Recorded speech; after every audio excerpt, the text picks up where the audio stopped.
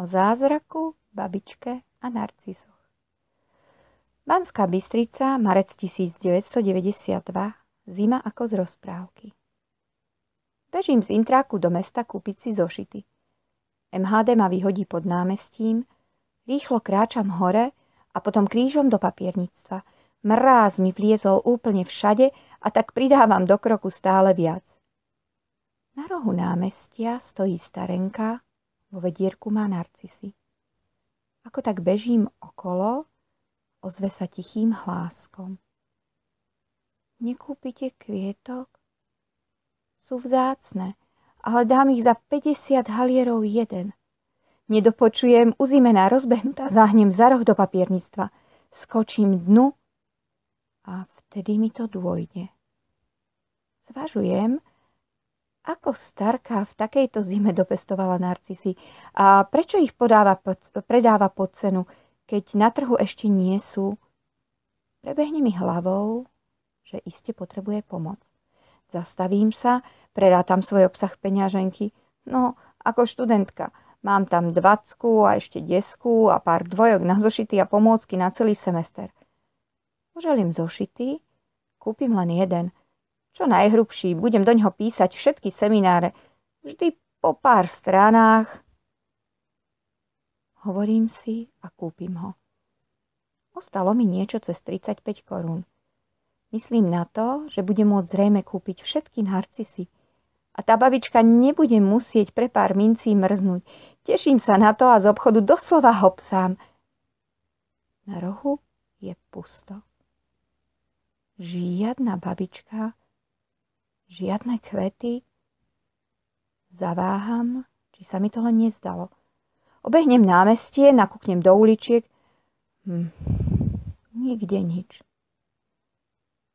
Vykročím teda dolu námestím a tu na zastávke MHD stojí mladý pár. Ona má plnú náruč narcisov a rozdáva ich okolo idúcim. A on ju za každým odovzdaným kvietkom poboská na líce, rozdáva úsmevy a pre prekvapeným ľuďom krásny vonavý deň. A hoci mrzne, ako to len v Bystrici vie, zrazu sa okolo nás, aj v nás všetkých niečo roztápa, prehrieva a tváre nám žiaria.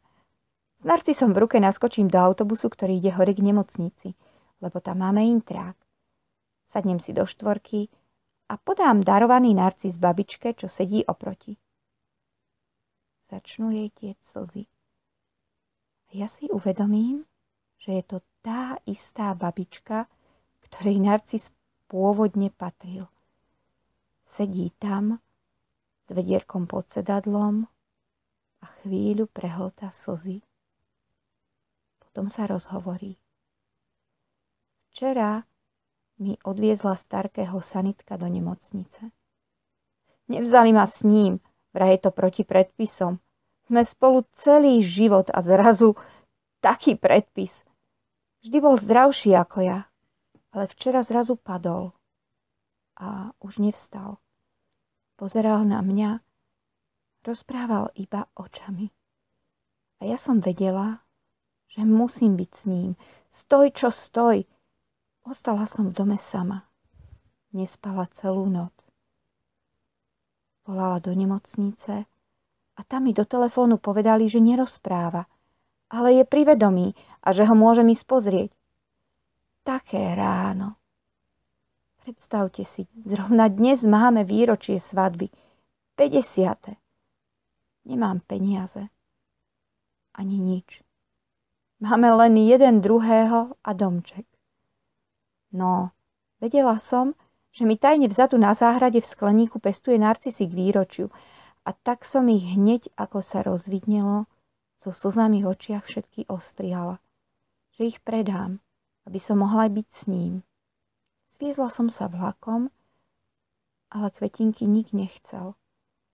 A keď už som sa modlila, aby sa stal zázrak, zrazu prišli takí mladí a začali sa so mnou rozprávať a potom on povedal, že toto je znamenie, na ktoré čakal.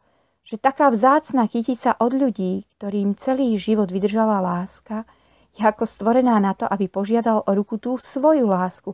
A tak ma poprosilo celé to vedierko, vysypal mi zaň do zástery všetko, čo mal v peňaženke a potom si kľakol a keď poprosíte o zázraky, tak sa dejú. Požehnala som tým mladým a oni so smiechom odbehli. Ona mala na obrúčke z listu môjho narcisu, on tiež. A ešte jej dal jeden do vlasov a sebe do vrecka bundy ako mladoženích. A keď som mu ďakovala, že zázraky sa dejú, zrazu ste mi podali kvet. Donesiem ho starkému k výročiu svadby. V tichu, ktoré nastalo okolo nás, si starka privoňala k narcisu. 24. marec 2015, trhovisko Miletičova. Na rohu stojí babička s vedierkom plným narcisov. Je celkom pekne, hoci je chladno. Prejdem okolo nej, iba čo sa usmejem. Mám namierené kúpiť niečo mojim rodičom, ku ktorým sa veľmi tešíme na sviatky. Vezmem mame kytičku narcisov? Zvažujem, lebo hoci u nás kvitnú, v ich chladnom kraji ešte isto nie.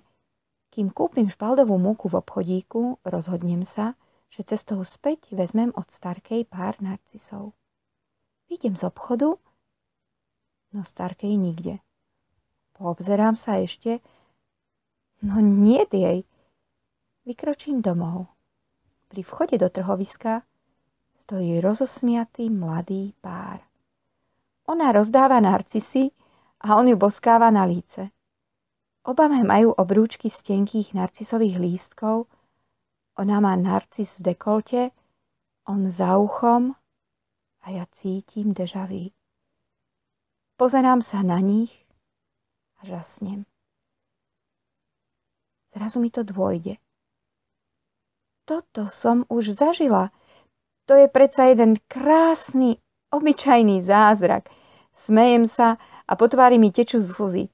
Už viem, že zázraky sa nezabudli diať.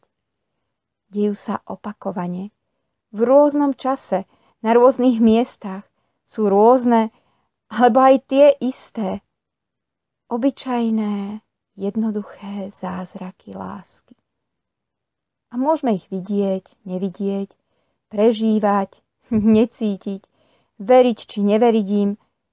Dejú sa bez ohľadu na to, ako ich my cítime, alebo nie.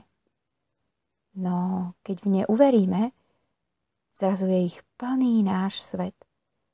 A dokonca sa stávame ich súčasťou a začneme ich žiť.